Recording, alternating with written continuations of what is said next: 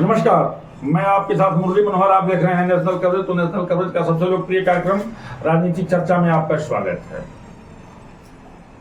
वैसे तो पूर्वांचल में 7वें चरण और 6ठे चरण में चुनाव होना है, लेकिन आज हम जिस लोकसभा की बात करने जा रहे हैं वह 7वें चरण है, अंतिम चरण में चुनाव होना है। 1 जून को मतदान होगा, 14 मई को यहां नामांकन होगा और 4 जून को रिजल्ट आ जाएगा और 6 जून के बाद सरकार बनने की प्रक्रिया भी शुरू हो जाएगी। घोसी लोकसभा पूर्वांचल की सबसे ऐतिहासिक लोकसभा सीट है। ऐतिहासिक लोकसभा सीट इसलिए भी है कि यह जो है भारत के जाने माने नेता कल्पनाथ राय जी की सीट है। कल्पनाथ राय जी यहां 3 बार कांग्रेस, 1 बार समता पार्टी और 1 बार निर्दलीय चुनाव लड़ करके जीते हैं और मऊ में विकास गाथा लिखने का काम पूरा किया है। महत्वपूर्ण इसलिए भी है जो हाल ही में अभी बृहस्पतिवार को मऊ सदर से लगातार 5 बार विधायक रहे। 2022 तक मुख्तार अंसारी का बांदा जेल में तबीयत खराब होती है और बांदा मेडिकल कॉलेज में हार्ट अटैक से निधन हो जाता है। जयराम की दुनिया से और राजनीति की दुनिया में आने के बाद मुख्तार अंसारी ने कभी पीछे मुड़ करके नहीं देखा। वो अलग विषय है कि कल्पनाथ राय के खिलाफ मुख्तार अंसारी पहली बार घोसी लोकसभा का चुनाव लड़े और बहुत कम मतों से चुनाव हारे। लोकसभा में जाने की उनकी हसरत अधूरी रह गई, लेकिन विधानसभा के चुनाव में जब मुख्तार अंसारी उतरे तो कभी चुनाव हारा नहीं और न कभी मुड़ करके पीछे देखा। और हर बार, पहली बार उन्होंने 1996 में बसपा ने अपना टिकट दिया और बसपा के टिकट पर विधायक हुए। बसपा के टिकट के बाद निर्दलीय विधायक हुए, 2 बार कौमी एकता दल से विधायक हुए। तो मुख्तार अंसारी का जो सलूक था वह राजनीति में कभी पीछे मुड़ करके देखने वाला नहीं था। इसलिए भी घोसी लोकसभा इसलिए महत्वपूर्ण हो जाता है कि मुख्तार अंसारी हम लोगों के बीच में नहीं है। इनका खासा प्रभाव जो है मोहम्मदाबाद विधानसभा और मऊ सदर विधानसभा में हुआ करता था। जिधर चाहते थे उधर वोट ट्रांसफर करा देते थे। और पिछले बीते लोकसभा में मुख्तार अंसारी जेल में थे, लेकिन सपा बसपा गठबंधन में उनके अति करीबी समझे जाने वाले अतुल राय को बसपा ने टिकट दिया और उनके बड़े साहजादे जो वर्तमान में विधायक है मऊ सदर से, अब्बास अंसारी, और उनके छोटे लड़के उमर अंसारी, दोनों लोग लोकसभा के चुनाव में अतुल राय के साथ लगे रहे। बाद में अतुल राय पर भी मुकदमा हो गया और अतुल राय जो है चुनाव के दरमियान जेल चले गए। 5 साल जेल में रहे, सशर्त उनको जमानत मिल चुकी है। तो अब देखना यह है कि ऊंट किस करवट बैठेगा।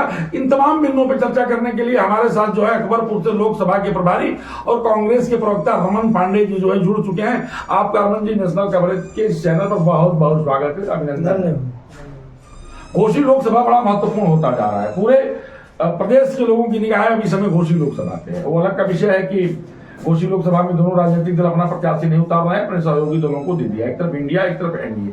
आपको क्या लगता है कि मुख्तार के मरने के बाद इस घोसी लोकसभा की स्थिति क्या होगी? देखिए, जहां तक सवाल है कि घोसी की जो जनता है वह विकास को हमेशा पसंद की है और विकास के नाम पे यहाँ घोसी की जनता वोट करेगी। जैसा कि आप देखेंगे कि पूर्व में जब वो यहाँ पर कभी कल्पनाथ राय जी हुआ करते थे तो एक विकास की गंगा, पूरा मऊ जो है एक मॉडल पूरे पूर्वांचल के लिए बन गया था। लोग चर्चा करते थे कि आप मऊ की कचहरी देखें, कलेक्ट्री देखेंगे। थोड़ा सा जो है कल्पनाथ राय के विकास कार्यों पे भी फोकस करेंगे, चर्चा करेंगे। कल्पनाथ राय ने मऊ से मधुबन तक का एक संपर्क मार्ग, जी जी जी, वो मेरे कल्पनाथ राय ने जो रेलवे स्टेशन, जो आपका ही विधानसभा भी पड़ता है, मधुबन विधानसभा भी आपका ही पड़ता है, जिसको कल्पनाथ राय ने बड़ा सुंदर बनवाया था। आज भी वो सड़क अपने आप में एक ऐतिहासिक सड़क है। कल्पनाथ राय ने मऊ का रेलवे स्टेशन का विकास किया था। दिल्ली और बंबई के लिए पहली बार मऊ से ट्रेनों को भी चलवाने का काम कल्पनाथ राय ने किया था। यहाँ जो है 20 वो गन्ना शोध संस्थान भी खुलवाया था, 20 शोध संस्थान खुलवाया था। यहाँ का जो कलेक्ट्री और विकास भवन है वो अभी अपने आप में बहुत ऐतिहासिक है। लेकिन आज सवाल ये पैदा होता है कि उनके नहीं रहने के बाद इन सब बिल्डिंगों में कोई चूनाकली कराने वाला भी नहीं है। इसे कैसे जो है 2024 के लोकसभा के चुनाव में पार लगाया जाएगा? वही मैं आपको बताने जा रहा हूँ कि जैसा कि आप देखे होंगे कि कल्पनाथ राय जी बहुत ऐसी चीजें थी कि मऊ जनपद को उन्होंने दिया। आप गन्ना अनुसंधान केंद्र की बात कर रहे थे, और क्या बताया जाए, यहाँ पे जनता ने सबको मौका दिया। आजादी के बाद यहाँ पे पहली बार भारतीय जनता पार्टी का सांसद बना, और केंद्र में और प्रदेश में वह दोनों जगह सरकारें उन्हीं की थी। लेकिन कहने में इतना हमें ये होता है कि वह गन्ना अनुसंधान आज यहाँ से चला गया, और जो भी प्रतिनिधि आया यहाँ, सपा को अवसर मिला, बसपा को अवसर मिला। 2014 के बाद तो शायद यहाँ पे सपा को अवसर नहीं मिला, खास रूप से एक बार बसपा को अवसर मिला और 2014 को मिला। 2014 एक मिनट, किसी जनप्रतिनिधि ने उसकी पहल नहीं की जी। अभी आपका ये जो आपका यहाँ का जो दूरदर्शन केंद्र था वो भी बंद हो गया। आप सुने होंगे कि कभी हम लोग छोटे थे तो मऊ का दूरदर्शन आता था, तो मऊ की सारी चीजों को उस पर दिखाया जाता था, अगल बगल के जनपदों को, और वहाँ लोकगीत कलाकारों के माध्यम से सब दिखाया जाता था। वह भी बंद हो गया। यहाँ तक कि जो भारतीय जनता पार्टी के सांसद थे वह भी पहल नहीं किए। उसके बाद भी जो सांसद आए, तो मैं आपको बताना चाहूंगा कि अभी देखिए एक राजीव राय जो सपा इंडिया गठबंधन से उम्मीदवार बने हैं, तो लोगों को एक दिखाई दे रहा है कि राजीव राय बड़े नेता हैं, समाजवादी पार्टी के राष्ट्रीय प्रवक्ता हैं, राष्ट्रीय महासचिव हैं, तो जनता पढ़े लिखे व्यक्ति हैं, तो उनको लग रहा है इस समय, और काफी हद तक कोविड में जो कोरोना काल था पूरे देश में। लेकिन बड़ा सवाल ये पैदा होता है कि जो चुनाव होने जा रहा है, बीजेपी टोटल इसको जातिगत करने जा रही है। तो धार्मिक और जातिगत, यहाँ राम के नाम पर वोट मांगा जाएगा, यहाँ जो है धर्म के नाम पर वोट मांगा जाएगा। ऐसे में राजू राय का बेड़ा कैसे पार हो पाएगा? नहीं, देखिए आप सही कह रहे हैं कि बीजेपी के पास कोई इस तरह का विजन नहीं होता है। वो लास्ट में वह अपने जो उनके पहले से मुद्दे रहे हैं उसको लेके उतर जाती है। लेकिन जनता भी देखती और समझती है कि आखिर में हमारा उद्धार कहाँ है, हमारी बात को कौन सुन सकेगा, और कौन इस दिल्ली के सबसे बड़े पंचायत में रखने का काम करेगा। तो जनता भी लाख कोशिश ये लोग करेंगे धार्मिक ध्रुवीकरण का, जातीय ध्रुवीकरण का। एक विशेष कौम पर, एक विशेष समुदाय पर मुख्तार अंसारी का दबदबा था, और मुख्तार अंसारी उस कौम को जहां चाहते थे वहां मतदान करा देते थे। लेकिन अब हम लोगों के बीच में मुख्तार अंसारी नहीं रहे। आपको क्या लगता है कि मुस्लिम वोटों का ध्रुवीकरण होगा?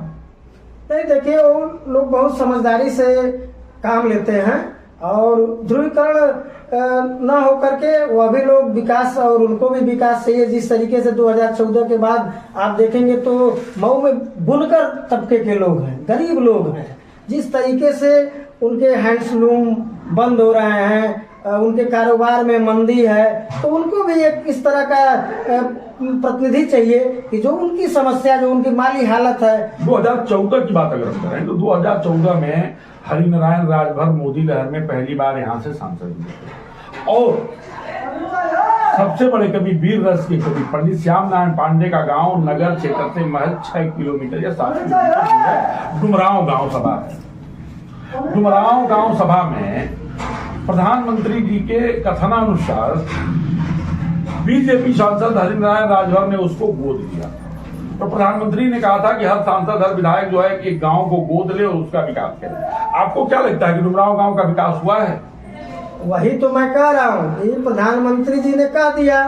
प्रधानमंत्री जी ने स्वयं अपने एक बनारस में किसी जयपुर गांव को गोद लिया था, उसके बाद दूसरे गांव का पता ही नहीं चला। उसी तरह यहाँ पे हरिनारायण राजभर जी जब सांसद बने तो डुमरांव गांव कबीर जी का गांव था और कबीर जी किसी परिचय के मोहताज नहीं जी। थे। वह हल्दी घाटी से लेकर के और तमाम उनकी रचनाएं उनको पूरा देश और पूरा पूर्वांचल पूरा प्रदेश जानता है। लिया तो गोद, लेकिन वहाँ प्रधानमंत्री जी के अनुसार कोई कार्य नहीं हुआ। वहाँ हॉस्पिटल अभी देखिए वही स्थिति थी, अस्पताल एक है उसी हालत में है, अंतिम सांस ले रहा है। किसी तरह की कोई कार्य योजना उस गांव में नहीं। उसके बाद दूसरा गांव देवारा का उन्होंने लिया, चक्की मूसाडीह।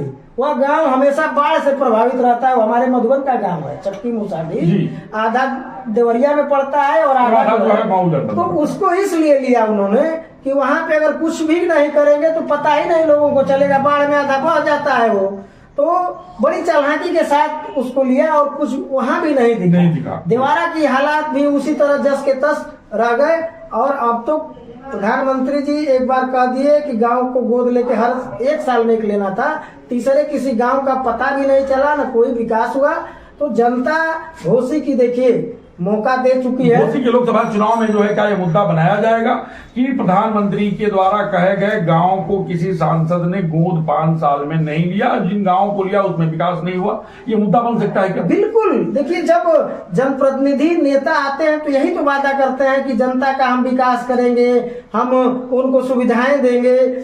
आज कोई ऐसा नेता नहीं है कि मतलब इन चीजों पे ध्यान दे। इनको अवसर मिला था 2014 में और इनकी सरकार थी केंद्र और प्रदेश में, लेकिन कुछ नहीं किए। उसके बाद आप देखेंगे कि बसपा से एक सांसद हुए, वह 5 साल पूरे जेल में ही रहे, एक जनता से मुलाकात तक उनकी नहीं हुई, नहीं हो पाई जी। तो यह बहुत बड़ा मुद्दा है जनता के बीच में। और उसमें जब जनता तलाशेगी जनप्रतिनिधि चुनने के लिए, तो एनडीए के गठबंधन का जो प्रत्याशी है आप अभी देखेंगे कि उनका भी कोई भरोसा नहीं है कि कभी सपा के साथ कभी भाजपा के साथ। लेकिन वर्तमान में तो उनके पिताजी मंत्री हैं उत्तर प्रदेश सरकार में। देखिए मंत्री होना बरियाई के मंत्री हैं जी।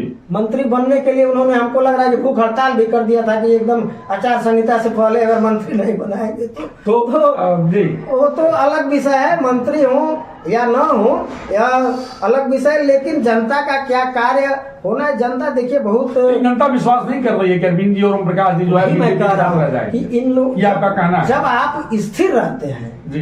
देखिए राजीव गांधी, लेकिन एक सवाल ये भी पैदा होता है, एक मिनट, राजीव राय पे जनता क्यों विश्वास कर रही है?